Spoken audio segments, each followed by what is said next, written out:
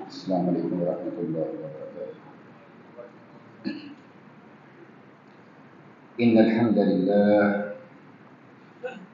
نحمده ونستعينه ونستغفره ونعوذ بالله من شرور انفسنا ومن سيئات اعمالنا، من يهده الله فلا مضل له ومن يضلله فلا هادي له، وأشهد أن لا إله إلا الله وحده لا شريك له، وأشهد أن محمدا عبده ورسوله. أما بعد فإن خير الحديث كتاب الله، وخير الهدي هدي محمد صلى الله عليه وسلم، وشر الأمور محدثاتها، وكل محدثة بدعة، وكل بدعة ضلالة، وكل ضلالة في النار. أعوذ بالله من الشيطان الرجيم. بسم الله الرحمن الرحيم. وما آتاكم الرسول فخذوه وما نهاكم عنه فانتهوا واتقوا الله إن الله شديد العقاب. صدق الله العظيم. محترم بھائیوں اور میری اسلامی بہنوں، آج رمضان المبارک کا تیسرا جمعہ ہے اور ایک جمعہ اس کے بعد ہے۔ یہ دن بڑے قیمتی ہیں اور جس قدر قیمتی دن ہیں اتنے ہی یہ جلدی سے گزرتے چلے جا رہے ہیں۔ میرے بھائیوں، بڑے خوش قسمت ہوتے ہیں وہ افراد کہ جنہیں اللہ رب العالمین اس بات کی توفیق عطا فرماتا ہے کہ وہ ان ایام کو قیمتی بناتے ہوئے اپنی بخشش کا ذریعہ بنا لیتے ہیں، اپنی اصلاح کا کوئی پہلو نکال لیتے ہیں۔ آج میں نے خطبہ جمعہ کے لیے ایک بڑے ہی اہم موضوع کا انتخاب کیا ہے کہ جس کا تعلق عقیدے کے ساتھ ہے کہ جب تک انسان کا عقیدہ درست نہ ہو اس کا کوئی عمل بھی اس کے پلے نہیں پڑتا، اس کے اکاؤنٹ میں جمع نہیں ہوتا۔ تو آج ہم بات کریں گے محمد رسول اللہ کہ محمد رسول اللہ کا کیا مطلب ہے، رسول کیا ہوتا ہے، رسول کی شان اور اس کی فضیلت اور اس کی عظمت کیا ہوتی ہے، رسول کا مقام کیا ہوتا ہے۔ میرے بھائیوں، میری اسلامی بہنوں، رسول کہتے ہیں پیغام لے کر آنے والا، پیغام یعنی پیغامبر، اللہ کا پیغام اللہ کی مخلوق تک پہنچانے والا رسول ہوتا ہے۔ اور یہ رسول محمد الرسول، یہ ہمارا جو کلمہ ہے اس کے دو حصے ہیں، لا الہ الا اللہ محمد الرسول اللہ۔ جب تک کوئی آدمی ان الفاظ کا اقرار نہیں کرتا وہ مسلمانوں میں شمار نہیں ہوتا۔ مسلمان ہونے کے لیے یہاں اسے لا الہ الا اللہ کہنا ضروری ہے، اسی طرح اس کے لیے محمد الرسول اللہ کا اقرار کرنا بھی اتنا ہی ضروری ہے۔ یہ نہیں ہو سکتا کہ کوئی صرف لا الہ الا اللہ کا کہنے والا ہو اور محمد الرسول اللہ کا انکاری ہو تو وہ مسلمان نہیں ہو سکتا۔ میرے بھائیوں، اسے محمد الرسول اللہ بھی کہنا ہوگا اور پھر دل سے اس کا اقرار بھی کرنا ہے، اس کی تصدیق بھی کرنی ہے اور پھر رسول کو رسول ماننا بھی ہے، رسول کو رسول کا مقام بھی دینا ہے۔ اور جب تک ایسا نہیں ہوگا میرے بھائیوں کوئی آدمی مسلمان نہیں ہو سکتا۔ اللہ رب العالمین نے اپنے نبی کو بہت ساری عظمتوں سے نوازا، بڑی فضیلتیں عطا کی ہیں۔ اگر ان کا تذکرہ شروع کر دیا جائے تو میرے بھائیوں زندگیاں ختم ہو سکتی ہیں، لیکن اللہ کے پیارے نبی صلی اللہ علیہ وسلم کی عظمتوں کے تذکرے کبھی ختم نہیں ہو سکتے۔ آج میں آپ کے سامنے اللہ کے پیارے نبی صلی اللہ علیہ وسلم کی سب سے بڑی عظمت رکھنا چاہتا ہوں کہ اللہ نے سب سے بڑا مقام اپنے نبی کو کیا دیا تھا، محمد الرسول اللہ، یعنی رسول کا مقام، رسول ہونا، اللہ کا رسول ہونا، یہ ساری عظمتوں سے اونچا مقام ہے۔ اللہ کا رسول ہونا یہ کوئی چھوٹی سی بات نہیں ہے، یہ بہت بڑی عظمت ہے۔ اللہ کے نبی صلی اللہ علیہ وسلم کو اللہ نے بڑی بڑی عظمتیں عطا کی تھیں، لیکن سب سے بڑی عظمت وہ یہ تھی کہ آپ اللہ کے رسول، آپ اللہ کے رسول۔ محترم بھائیوں،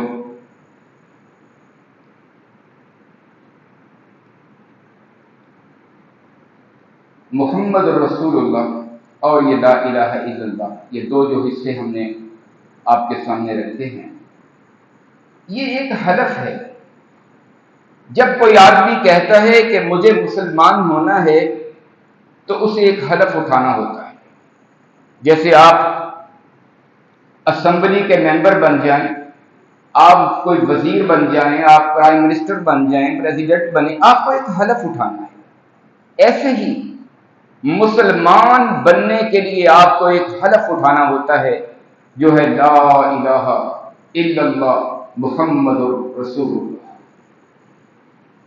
دنیا کے سارے حلف اقرار سے شروع ہوتے ہیں، لیکن یہ واحد حلف ہے جو انکار سے شروع ہوتا ہے۔ انسان انکار کرتا ہے دنیا جہان کے سارے الہوں کا، سارے معبودوں کا، کہ ایک ہی معبود اللہ کو میں مانوں گا، اسی کی عبادت ہوگی، اس کے علاوہ کسی اور کو میں معبود نہیں مانوں گا، اور شریعت چلے گی، قانون چلے گا تو وہ صرف محمد الرسول اللہ کا چلے گا۔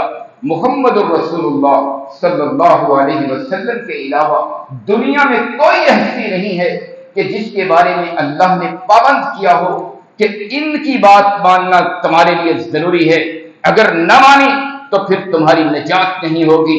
وہ ایک ہی ہستی اللہ نے پیدا کی ہے، محمد الرسول اللہ۔ ان کے علاوہ کوئی امام ہو، کوئی صحابی ہو، کوئی بڑی شخصیت ہو، آپ اس کے پابند نہیں ہیں کہ آپ ان کی لازمی بات مانیں۔ جن کی بات مانے بغیر گزارا نہیں ہو سکتا، نجات نہیں ہو سکتی، کامیابی نہیں ہو سکتی، وہ صرف محمد الرسول اللہ۔ میرے بھائیوں، یہ اقرار ہے، انسان اپنے رب سے اس بات کا حلف اور اقرار کرتا ہے کہ اللہ، میں نے یہ حلف اٹھا لیا ہے، میں تجھے حاضر ناظر جان کے یہ حلف اٹھا رہا ہوں کہ اب یہ جو میرا جسم ہے نا 5.5 یا 6 فٹ کا، اس پہ میری مرضی نہیں چلے گی، میرا جسم میری مرضی یہ نہیں ہوگا۔ اب اس جسم پہ، اس باڈی پہ، اس انسان پر اب مرضی صرف رسول کائنات کی چلے گی۔ اب وہ ہوگا جو اللہ کے پیارے نبی صلی اللہ علیہ وسلم حکم دیں گے، وما آتاکم الرسول فخذوہ وما نہاکم عنہ فانتہوا واتقوا اللہ ان اللہ شدید العقاب۔ اب حکم اس بات کا ہے کہ آپ کو رسول کائنات کی طرف سے جو مل رہا ہے نا، جو حکم ہو رہا ہے، اس کو اپنا لو، اس کو سینے سے لگا لو، اور جس سے روک دیا ہے نا، اس سے رک جانا، قریب بھی نہیں جانا۔ اور اگر تم نے ایسا کیا کہ اپنے نبی کی بات کو نہ مانا، اپنے نبی کی روکی ہوئی باتوں سے نہ رکے، تو پھر جان لو، پھر اللہ نے پھر اپنا ڈنڈا بھی دکھا دیا۔ سنو پھر، واتقوا اللہ ان اللہ شدید العقاب، پھر اللہ کی سزا بڑی سخت سزا ہے۔ اگر وہ رحمت کرتا ہے تو اس جیسی کوئی رحمت نہیں کر سکتا، اگر کسی پہ برکت کرتا ہے تو اس جیسی برکت کسی کی نہیں ہے، وہ نوازتا ہے تو اس جیسا کوئی نواز نہیں سکتا، اور جب وہ پکڑتا ہے تو پھر اس جیسی پکڑ بھی کسی اور کی نہیں ہے۔ اللہ نے اس بات کا حکم دیا، لوگوں سنو، اپنے نبی کی بات کو ماننا، اپنے نبی کے طریقوں کو اپنا لینا۔ اگر تم نے ایسا نہ کیا تو پھر یاد رکھنا میری سزا بڑی سخت ہے۔ ہم نے اس مفہوم کو نہیں سمجھا۔ ہم نے سمجھا کہ شاید اگر میرے شناختی کارڈ پہ اوپر لکھا ہو میرا نام غلام رسول تو شاید بندہ مومن ہو جاتا ہے، میرے شناختی کارڈ پر غلام نبی لکھا ہوا ہو تو بندہ مومن بن جاتا ہے، لیکن اللہ کہتے ہیں نہیں، مومن نہیں بنتا۔ مومن تب بنے گا جب اپنے نبی کی ایک ایک ادا کو اپنا لے گا۔ ہم نے نبی کو کیوں بھیجا دنیا میں؟ اللہ کہتے ہیں ہم نے تو اپنا تعارف بھی، اللہ نے اپنا تعارف بھی اپنے نبی کے ذریعے کروایا ہے۔ میرے بھائیوں، نبی کی شان دیکھیے، اللہ نے اپنا تعارف انسانوں کو خود نہیں کروایا۔ اللہ نے کیا کہا؟ قل هو اللہ احد، اے نبی ان کو بتلا دیجئے، انہیں خبر دے دیجئے، انہیں بتلا دیجئے کہ اللہ ایک ہے، وہ یکتا ہے، اسی کی عبادت کرنی ہے۔ یہ باتیں اپنے پیارے نبی کی زبان سے کہلوائیں تو تب میرے بھائیوں اللہ کا تعارف مکمل ہوتا ہے۔ ایک دن اللہ کے پیارے نبی صلی اللہ علیہ وسلم اپنی مسجد نبوی میں تشریف فرما ہیں، صحابہ اکرام بھی موجود ہیں۔ حضرت جبریل امین انسانی شکل میں تشریف لائے، سفید کپڑے پہنے ہوئے۔ دیکھنے والوں نے دیکھا کہ کوئی اجنبی آدمی ہے، پہچانتا کوئی نہیں انہیں۔ وہ آ کے دو زانو ہو کے اللہ کے پیارے نبی کے سامنے بیٹھ گئے، لیکن ان کی طبیعت اور ان کے بال اور ان کے کپڑے اتنے فریش ہیں کہ کوئی گرد و غبار بھی نہیں ہے، سفر کے آثار بھی نظر نہیں آتے، بڑے فریش ہیں۔ لیکن صحابہ اکرام دیکھ رہے ہیں پورا منظر، آ کے بیٹھ گئے اور اللہ کے نبی صلی اللہ علیہ وسلم سے سوالات کرنے لگے۔ اے اللہ کے نبی، مجھے بتلائیے کہ ایمان کیا ہوتا ہے، اسلام کیا ہے، احسان کیا ہے، قیامت کب آئے گی؟ سوالات کر رہے ہیں اور اللہ کے پیارے نبی صلی اللہ علیہ وسلم انہیں جواب دے رہے ہیں۔ اسلام کیا ہے، ایمان کیا ہے، احسان کیا ہے۔ اور جب اللہ کے رسول کوئی جواب دیتے ہیں تو وہ کہتے ہیں صدقت، آپ نے سچ کہا، آپ نے سچ فرمایا۔ اب صحابہ اکرام پہلے ہی حیران ہیں کہ یہ کون ہے، اب اس بات سے اور زیادہ حیران ہو رہے ہیں، پریشان بھی کہ یہ کیسا آدمی ہے، خود ہی سوال کرتا ہے اور پھر خود ہی تصدیق بھی کر دیتا ہے۔ اگر اس کو پتا ہے تو پھر سوال کیوں کرتا ہے،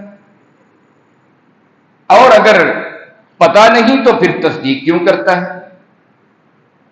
یہ بڑی عجیب بات ہے۔ جب وہ چلے گئے تو کچھ دیر کے بعد اب کسی صحابی نے پوچھا نہیں، خود ہی اللہ کے پیارے نبی صلی اللہ علیہ وسلم نے صحابہ کو مخاطب کر کے بتایا کہ پتہ کون تھے؟ یہ جبریل علیہ السلام تھے، یہ فرشتوں کے سردار جبریل آئے تھے۔ کیوں آئے تھے؟ تمہیں دین سکھلانے کے لیے آئے تھے۔ اچھا، اب چاہیے تو یہ تھا کہ اگر دین سکھلانے کے لیے آئے تھے تو جبریل علیہ السلام تشریف لاتے، مسجد نبوی بھری ہوئی ہوتی اور وہ آ کے تقریر کرتے، خطاب کرتے کہ ایمان کیا ہے، اسلام کس کو کہتے ہیں، قیامت کب آئے گی، قیامت کی کیا نشانیاں ہیں، ان پہ بات ہوتی اور وہ کر کے چلے جاتے۔ لیکن میرے بھائیوں، پتہ یہ چلا کہ اگر جبریل بھی آ کے کوئی بات بتلائے تو وہ دین نہیں ہوتا، اگر جبریل علیہ السلام ایسا کرتے تو وہ دین نہ بنتا۔ دین تب بنا جب پیارے نبی کی زبان سے وہ الفاظ ادا ہوئے۔ اللہ کے پیارے نبی صلی اللہ علیہ وسلم کی زبان اطہر سے الفاظ ادا نہ ہوں تو وہ دین نہیں بنتا۔ اس لیے جبریل علیہ السلام آ کے ایک طالب علم کی حیثیت سے بیٹھے، سوالات کیے، آئے دین سکھلانے کے لیے ہیں، لیکن انداز ایک طالب علم کا ہے، اس لیے کہ دین بنتا ہی تب ہے جب رسول کائنات کی زبان اطہر سے الفاظ ادا ہوتے ہیں۔ اس لیے کہ آپ کی زبان سے کچھ کہا جائے تو دین ہوتا ہے، آپ خاموشی اختیار کر لیں تب بھی دین ہوتا ہے، اگر آپ انکار کر دیں، کسی کو روک دیں، وہ بھی دین بن جاتا ہے۔ آپ کا سونا دین ہے، آپ کا جاگنا دین ہے، حتیٰ کہ آپ بھول جائیں نا نماز پڑھاتے ہوئے تو وہ بھی دین بن جاتا ہے۔ میرے بھائیوں، یہ مقام ہے میرے اور آپ کے پیارے نبی کا، جسے آج ہمیں پہچاننے کی ضرورت ہے۔ مکے کے کافر تھے نا، انہیں پتا تھا کہ رسول کیا ہوتا ہے، انہوں نے آپ کو صادق اور امین تو مان لیا تھا کہ آپ صادق بھی ہیں اور امین بھی ہیں، لیکن انہوں نے آپ کو رسول نہیں مانا۔ صلح حدیبیہ کا جب موقع آیا، شرائط لکھی جانے لگی، حضرت علی لکھ رہے ہیں، لکھا محمد الرسول اللہ۔ اب کیا کہتا ہے وہ سہیل بن عمر، کہتا ہے یہ جو محمد الرسول اللہ لکھا ہے نا، اس کو کاٹ۔ اب اللہ کے پیارے نبی صلی اللہ علیہ وسلم علی کو کہتے ہیں کاٹ دو۔ وہ کہتے ہیں اس لیے کہ اگر ہم آپ کو رسول اللہ مان لیں تو پھر تو لڑائی ختم ہو گئی۔ ہماری تو لڑائی اس بات کی ہے کہ ہم آپ کو رسول اللہ نہیں مانتے، اگر رسول اللہ مان لیں پھر تو لڑائی کوئی نہیں، پھر تو آپ کی بات ماننا فرض ہے۔ میرے بھائیوں، مکے کے کافروں کو یہ بات سمجھ آ گئی، لیکن آج مجھے اور میرے معاشرے کے لوگوں کو یہ بات سمجھ میں نہیں آئی۔ ہم رسول بھی مانتے ہیں اور بات بھی نہیں مانتے، رسول بھی مانتے ہیں اور بات کسی اور کی مانتے ہیں، میری یہ مجبوری ہے، میرا ایمان یوں کہتا ہے۔ اور میرے بھائیوں، یہ بڑا فکر انگیز موضوع ہے، یہ بات عقیدے کی ہے۔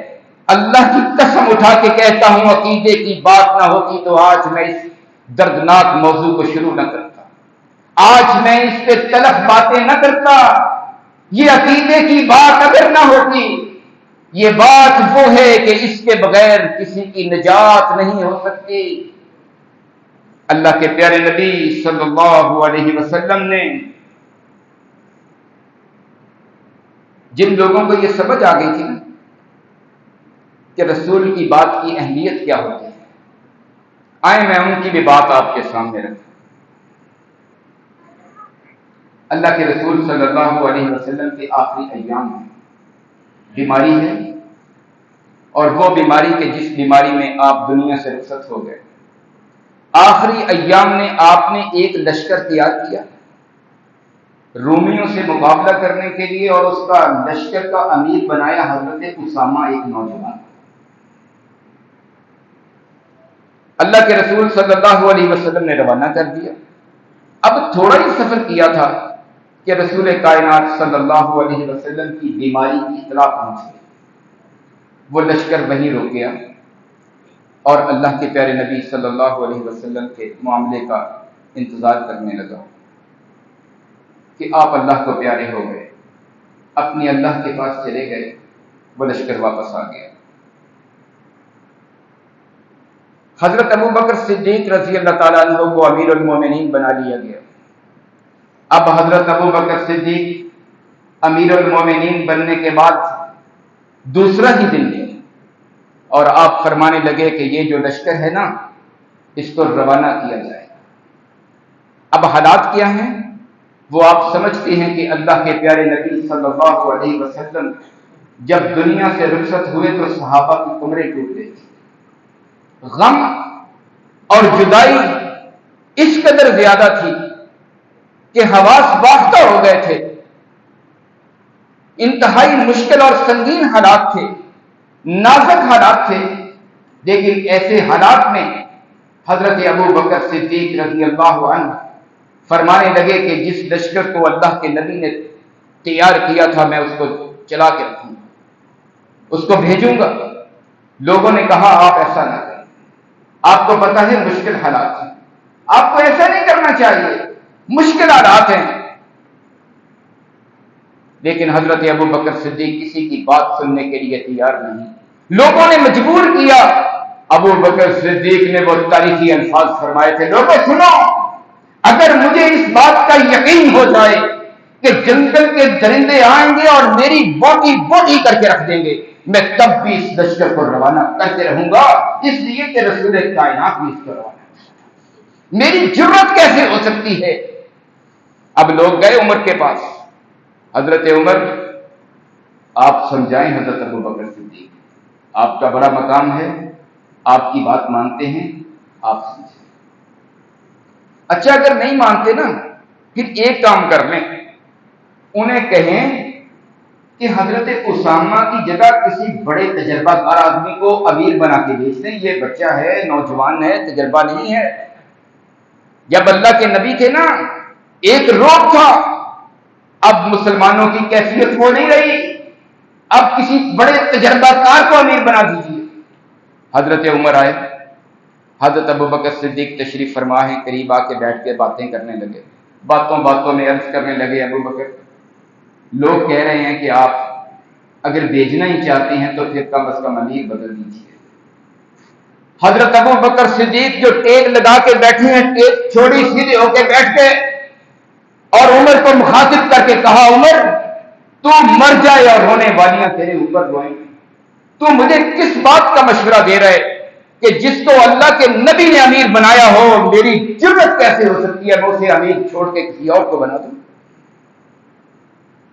پھر اس قافلے کو روانہ کرتے ہیں، قافلہ روانہ ہو رہا ہے حضرت اسامہ کی قیادت میں، اسامہ سوار ہیں اپنی سواری پہ، ابو بکر صدیق کے پاؤں میں جوتا بھی نہیں ہے اور سواری کے ساتھ ساتھ چل رہے ہیں، ساتھ ساتھ بھاگتے چلے جا رہے ہیں۔ اسامہ اپنی سواری کو روک لیتے ہیں، امیر المومنین یا میرے ساتھ سوار ہو جائیے یا مجھے بھی اترنے کا حکم دیجیے، ایسے نہیں ہوگا، آپ ساتھ ساتھ چلیں۔ کہتے نہیں۔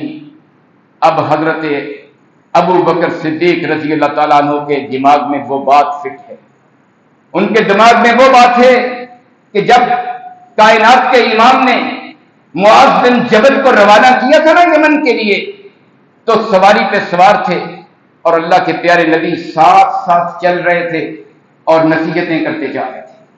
اللہ کے نبی کی اس سنت کو زندہ کرنے کے لیے ابو بکر اسامہ کی سواری کے ساتھ ساتھ بھاگتے جا رہے ہیں، کہہ رہے ہیں اسامہ دیکھنا، ان لوگوں کے حقوق کا خیال کرنا جو تیرے ساتھ جا رہے ہیں۔ لوگوں کو بھی کہا کہ اپنے امیر کا خیال کرنا۔ اسامہ کو بتلا رہے ہیں کسی بچے کو قتل نہیں کرنا، عورتوں کو قتل نہیں کرنا، بوڑھوں کو قتل نہیں کرنا، نصیحتیں کرتے جا رہے ہیں، اللہ کے خوف سے ڈرتے رہنا۔ میرے بھائیوں، یہ ہے رسول کے ساتھ محبت کا انداز۔ آگے چلیے، حضرت عمر فاروق رضی اللہ تعالیٰ عنہ کا دور ہے۔ عمر فاروق بہت سارے لوگوں کو لے کے حج پہ نکلے ہیں، بیت اللہ میں پہنچے، طواف شروع ہونے لگا، حجر اسود کو مخاطب کیا، حجر اسود کو مخاطب کر کے فرمانے لگے، حجر اسود تو ایک پتھر ہے، تیری کیا حیثیت ہے، تو نہ کسی کو نفع دے سکتا ہے اور نہ کسی کا نقصان کر سکتا ہے۔ اگر اللہ کی قسم میں نے اپنے نبی کو تجھے چومتے ہوئے نہ دیکھا ہوتا تو میں کبھی تیرا بوسہ نہ لیتا، میں تو اس لیے تجھے چوم رہا ہوں، میرے نبی نے تجھے چوما تھا، میرے نبی کے ہونٹ تیرے اوپر لگے۔ اور پھر عمر فرمانے لگے، لوگوں جب 7 ہجری میں ہم اللہ کے نبی صلی اللہ علیہ وسلم کے ساتھ آئے تھے نا عمرہ کے لیے، تو کافروں نے کہا مسلمانوں کی کمریں ٹوٹ گئی ہیں، یثرب کی بخار نے ان کی کمر توڑ کے رکھ دی ہے، دیکھتے ہیں کہ کس طرح چلتے ہیں۔ کافر کٹھے ہوئے مروہ پہاڑی پہ چڑھ کے بیٹھ گئے مسلمانوں کو دیکھنے کے لیے۔ اللہ نے اپنے نبی کو بتلا دیا، میرے نبی یہ کافر اس لیے بیٹھے ہیں۔ اللہ کے پیارے نبی صلی اللہ علیہ وسلم نے اپنے لوگوں کو روکا، سنو اپنا دایاں کندھا ننگا کرو، دائیں کندھے سے کپڑا ہٹا دو اور اچھل اچھل کے چلو، کافروں کو پتا چلے کہ یہ مسلمان یثرب جا کے کمزور نہیں ہو گئے بلکہ یہ بہادر بن گئے ہیں، طاقت والے بن گئے ہیں، اپنی کمزوری کا مظاہرہ نہیں کرنا ہے۔ مسلمان جب کندھا ننگا کر کے اچھل کر چلے، کافروں کی نظریں پڑی، ایک چکر دو چکر، انہوں نے وہ حیران ہو گئے، آہستہ آہستہ نکلنے لگے، 3 چکر مکمل ہوئے، سارے کافر اٹھ کے چلے گئے۔ اللہ کے نبی صلی اللہ علیہ وسلم نے حکم دیا، کافر چلے گئے ہیں، اب بے شک آرام سے چلو۔ عمر کہنے لگے سنو، اب تو یہاں مکے میں کوئی کافر نہیں ہے، تو بتلاؤ کیا آپ بھی اس طرح چلنا ہے عمل کرتے ہوئے؟ خود ہی سوال کر کے خود ہی جواب دینے لگے، ہاں اسی طرح چلیں گے، کیونکہ میرے پیارے نبی نے اس طرح کیا تھا، آج ہم بھی وہی انداز اختیار کریں گے اور قیامت تک یہی انداز چلتا رہے گا۔ یہ ہے نبی کی اطاعت، اسے کہتے ہیں رسول کی اطاعت۔ میرے محترم بھائیوں، میرے دوستو،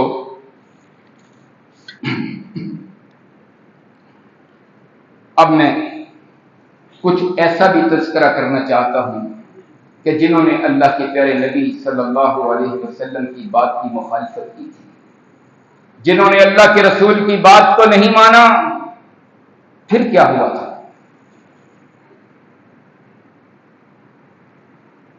جامعہ ترمذی کی شرح کے اندر علامہ صفی الرحمان مبارک پوری نے ایک بڑا واقعہ لکھا ہے۔ کہتے دمشق کے اندر ایک عالم دین ہوا کرتے تھے اور وہ لوگوں کو حدیث پڑھایا کرتے تھے، طالب علم حدیث پڑھتے تھے، لیکن ہوتا یہ تھا کہ ان کے درمیان اور لوگوں کے درمیان ایک پردہ لگا رہتا تھا، وہ پردے کے ایک طرف بیٹھتے، لوگ دوسری طرف ہوتے۔ ایک دن درس حدیث ختم ہوا، ایک طالب علم بیٹھا رہا، اس نے کہا استاد جی آج میں آپ کی زیارت کرنا چاہتا ہوں، بڑی دور سے سفر کر کے آیا ہوں آپ سے حدیث پڑھنے کے لیے، اور دل کے اندر خواہش ہے کہ میں آپ کا دیدار بھی کروں، آپ کی زیارت بھی۔ استاد کہتے ہیں نہیں، لیکن وہ کہتا ہے میں جاؤں گا نہیں جب تک آپ کو دیکھ لیں۔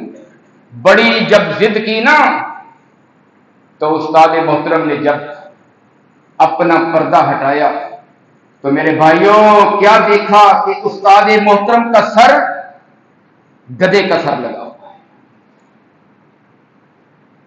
کہتے بیٹا سنو، میں نے جب یہ حدیث پڑھی تھی نا، اللہ کے پیارے نبی صلی اللہ علیہ وسلم نے جس حدیث میں یہ فرمایا کہ لوگوں اپنے امام سے کبھی جلدی نہ کرنا، تمہارا امام سر نہ اٹھائے رکوع سے یا سجدے سے، کبھی اپنا سر اس سے پہلے نہ اٹھانا، اور ڈرنا اس بات سے کہ کہیں رب تیرا سر گدھے کا سر نہ لگا دے۔ تو کہنے لگے، میں سوچنے لگا کہ اس نماز کے ساتھ اور امام کی اقتداء کے ساتھ یہ گدھے کا سر لگنے کا کیا تعلق ہے؟ کہتے میں نے جان بوجھ کر ایک دن امام سے پہلے سر اٹھا لیا، اللہ نے اسی وقت میرا سر گدھے کا سر۔ کہنے لگے بیٹا سنو، اب ساری زندگی کبھی نبی رحمت کی سنت کی مخالفت نہ کرنا، آپ کے حکم کی مخالفت نہ کرنا۔ اور میرے بھائیوں ایک اور بات آپ کے سامنے رکھوں، امام مالک رحمت اللہ علیہ وقت کے امام ہیں، امام مدینہ، اپنی مسجد نبوی میں موجود ہیں۔ ایک آدمی آیا، امام صاحب میں عمرہ کے لیے جانا چاہتا ہوں، مجھے بتلائیے کہ میں احرام کہاں سے باندھوں؟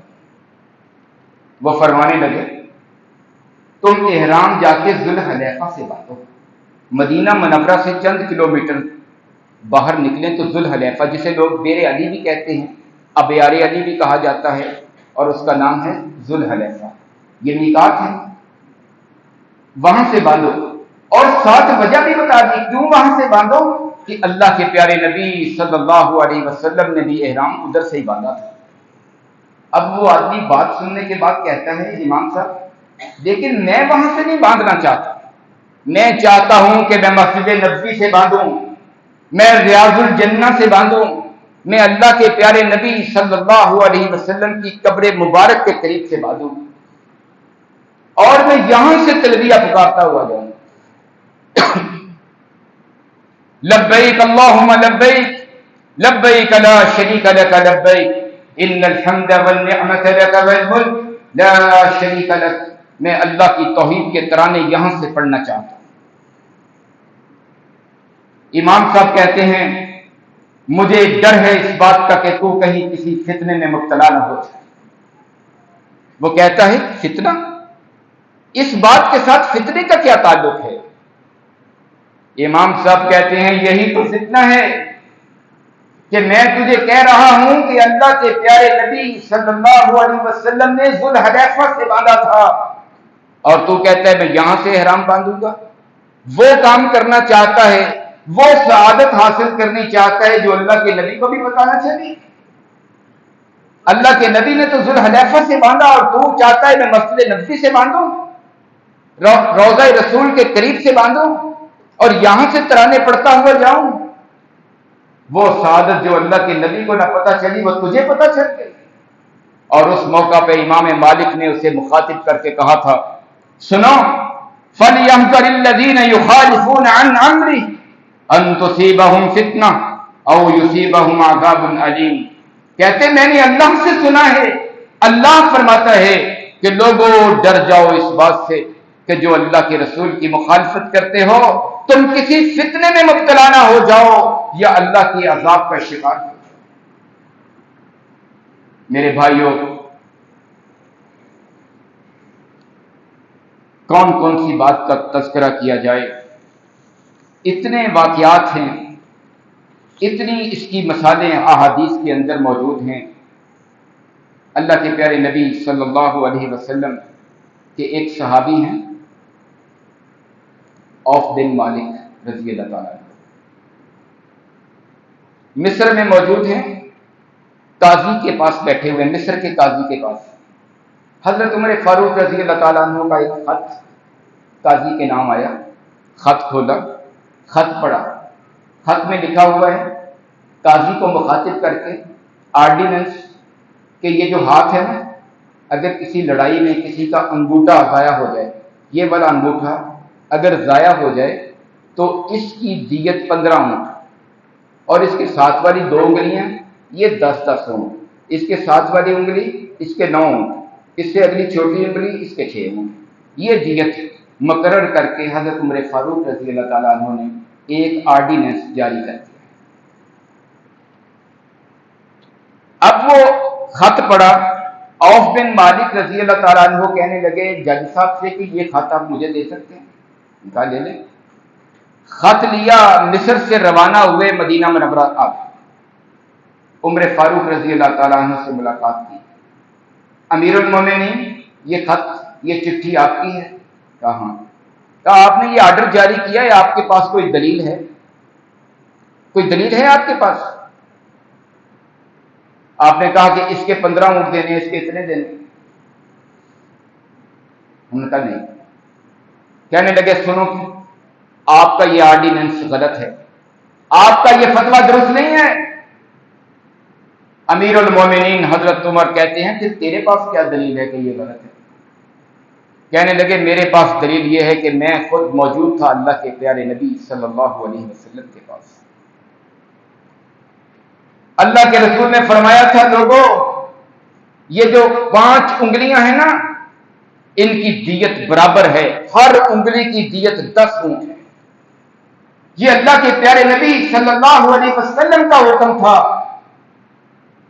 فوراً عمر فاروق رضی اللہ تعالیٰ عنہ نے کاتب کو بلایا، سنو ایک کاغذ لے آؤ، پہلے اوپر لکھو میرا فتویٰ، جو میں نے آرڈیننس جاری کیا تھا وہ لکھو، اس کے نیچے لکھو کہ عمر فاروق کے فتوے کے نیچے لکھو کہ عوف بن مالک رضی اللہ تعالیٰ عنہ کی طرف سے ہمیں یہ حدیث پہنچی کہ اللہ کے پیارے نبی صلی اللہ علیہ وسلم کا حکم ہے کہ سب انگلیوں کی دیت برابر ہے اور 10 ہے، اور لکھو کہ عمر کے قول کو عمر کے آرڈیننس کو منسوخ کیا جاتا ہے. ردو قول عمر کے قول کو رد کیا جاتا ہے اور اللہ کے رسول کی حدیث کو جاری کیا جاتا ہے. صرف حدیث لکھ کے نہیں بات ختم کی، اپنا قول لکھ کے کہا کہ اس کو لکھو، رد کیا جاتا ہے. میرے بھائیوں، اگر عمر فاروق رضی اللہ، اب سوچنے کی بات ہے، یقین جانیں یہ مسئلہ رفع الیدین کا نہیں، سورۃ فاتحہ کا نہیں، مسئلہ عقیدے کا ہے، ایک فکر اور ایک سوچ کا ہے. اگر عمر، اور جانتے ہیں کون عمر؟ جن کی عظمت، جن کی شان، جن کا مقام آپ بہت بہتر جانتے ہیں، وقت نہیں ہے اس پہ بات کرنے. اتنی بڑی شخصیت، ان سے پوچھا جا رہا ہے دلیل بتائیں. آج میرا امام، میرا مولوی، میرا کوئی بڑی شخصیت، اس سے دلیل نہیں ہم مانگ سکتے. کہتے اتنی بڑی شخصیت، اتنے بڑے عالم دین سے آپ دلیل مانگتے ہیں؟ میرے بھائیوں، عمر سے دلیل مانگی جا سکتی ہے تو پھر کون ہے جس سے دلیل نہیں مانگی جا سکتی؟ صرف ایک ہستی ہے اللہ کے پیارے نبی صلی اللہ علیہ وسلم کی، کہ جن کی ایک ایک بات فرمائی ہوئی ماننا فرض ہے، نہیں مانی تو مجرم ہے. ان کے علاوہ کسی کی بھی بات ہوگی تو دلیل مانگی جائے. اگر اللہ کے رسول کی بات کے مطابق ہے تو پھر سر آنکھوں پہ ہے، اور اگر اللہ کے رسول کی بات کی مخالف ہے، جتنا مرضی پر بڑی شخصیت ہو، اس کی بات ردی کی ٹوکری میں جائے گی. اس کی بات مردود ہے، ماننے کے قابل نہیں ہے، اس کی بات فضول بات ہے. لیکن اگر اللہ کے رسول کی بات کے مطابق ہے تو پھر اس کی بات سر آنکھوں پہ ہے. اس بات کا ذہن بنا لیجیے، اس بات کا فیصلہ کر لیجیے. اور میرے بھائیوں، آج سنی اور وہابی کے چکر سے نکل جائیے، چھوڑ دیجیے ان مسلک کے جھگڑوں کو، صرف ایک بات پہ جمع ہو جائیے، ایک بات کا عقیدہ بنا لیجیے کہ مجھے اور آپ کو صرف محمد رسول اللہ صلی اللہ علیہ وسلم کی غلامی اختیار کرنی ہے. آپ کے طریقوں کو اختیار کرنا ہے، آپ کے طریقوں کو دیکھنا ہے، آپ کی اداؤں کو اپنانا ہے، تو پھر ہم مسلمان ہیں. اگر وہ طریقے نہیں اپنانے، پھر اگر حدیثوں پہ عمل نہیں کرنا، حدیثیں سننی ہیں اور چھوڑ دینی ہیں، تو پھر میرے بھائیوں کوئی فائدہ نہیں، نہ بیان کرنے کا، نہ حدیثیں پڑھنے کا. ایک بات، وقت تو پورا ہو رہا ہے، ایک بات کر کے بات کو ختم کر دیں. صحیح ستہ کی کتاب ہے ابو داؤد، سنن ابی داؤد. اس کے لکھنے والے امام ابو داؤد رحمت اللہ علیہ دریا کے کنارے بیٹھے حدیثیں لکھ رہے ہیں. حدیثیں لکھ رہے ہیں، کشتیاں آ رہی ہیں جا رہی ہیں، لوگ ادھر سے ادھر جا رہے ہیں، ادھر والے کنارے سے ادھر آ رہے ہیں. اب ایک آدمی کو، جو کشتی جا رہی تھی نا، اس میں آدمی بیٹھا ہوا چھینک آئی، اس نے چھینک ماری اور کہتا الحمدللہ. اب مسئلہ کیا ہے؟ اللہ کے پیارے نبی صلی اللہ علیہ وسلم کا حکم کیا ہے کہ جس کو چھینک آئے وہ کہے الحمدللہ، سننے والا کہے یرحمک اللہ، اور پھر وہ کہے یہدیکم اللہ یصلح بالکم. اب امام صاحب حدیثیں لکھ رہے ہیں، مصروف ہیں، اپنی مصروفیت کی وجہ سے یرحمک اللہ نہ کہہ سکے، اپنا کام کرتے رہے. حدیث لکھ کے فارغ ہوئے نا جب، وہ کشتی روانہ ہو چکی اور بہت دور چلی. سوچنے لگے کہ یہ میں نے کیا کیا؟ حدیثیں لکھنے کا کیا فائدہ مجھے اگر اللہ کے نبی کی حدیثوں پہ عمل ہی نہیں کرنا؟ میں نے یرحمک اللہ ہی نہیں کہا، اللہ کے نبی کا حکم تھا. پریشان ہو گئے، کیا فائدہ حدیثیں لکھنے کا مجھے؟ ایک ملاح کو بلایا، سنو، وہ جو کشتی جا رہی ہے نا، اس کے قریب جانا ہے، کیا لوگ؟ وہ کہنے لگا کشتی بڑی دور چلی گئی ہے، جانے کا بھی لوں گا اور آنے کا بھی لوں گا. کتنے لوگ ہیں؟ جی میں 3 درہم لوں گا. کہا ٹھیک ہے، مجھے منظور ہے، جلدی سے کشتی چلاؤ. کشتی میں بیٹھے اور رواں دواں ہیں، کشتی جا رہی ہے بڑی تیزی کے ساتھ. جب اس کے قریب پہنچے نا، اپنی کشتی میں اٹھ کے کھڑے ہو گئے، کشتی میں کھڑے ہو کے اس آدمی کو مخاطب کیا جس نے چھینک ماری تھی، اس کو مخاطب کر کے کہتے یرحمک اللہ، یہ الفاظ ادا کیے اور کشتی کے ملاح کو کہا کہ کشتی کو واپس پلٹا دو، واپسی کا سفر شروع کر دو۔ واپسی کا سفر شروع ہوا، راستے میں اونگ آئی، نیند آئی۔ ابو داؤد رحمہ اللہ بیان کرتے ہیں کہ مجھے نہیں پتا کس نے کہا، میرے کان کے اندر یہ آواز پڑی، ابو داؤد تو نے 3 درہم خرچ کر کے اللہ کی جنت خرید لی ہے۔ میرے بھائیوں، یہ ہے حدیث کا مقام، یہ ہے سنت کا مقام جسے آج ہم نے چھوڑا ہے۔ آج میں اس عہد کے ساتھ جمعہ کے خطبے کو سمیٹتا ہوں کہ مجھے اور آپ کو اپنے عقیدوں کو درست کرنا ہے۔ اگر میرا اور آپ کا عقیدہ یہ نہیں ہے کہ میں نے اپنے نبی کی اطاعت کو اختیار کرنا ہے، اس طریقے کو اختیار کرنا ہے جو میرے اور آپ کے پیارے نبی نے اپنایا تھا، چھوڑ دیجئے میرا مسلک کیا کہتا ہے، میرا ایمان کیا کہتا ہے، ان باتوں کو چھوڑ دیجئے۔ اللہ کی قسم اٹھا کے کہتا ہوں، جس نے یہ عقیدہ نہ بنایا قیامت کے دن اس کی بخشش نہیں ہوگی۔ آپ کسی مسلک میں رہیں لیکن اس بات کا عہد کر لیں کہ میں وہ نماز پڑھوں گا، میں وہ طریقہ اختیار کروں گا ہر معاملے کے اندر جو میرے نبی کا طریقہ تھا، پھر دنیا میں بھی کامیاب ہیں اور آخرت میں بھی کامیاب۔ وما علینا۔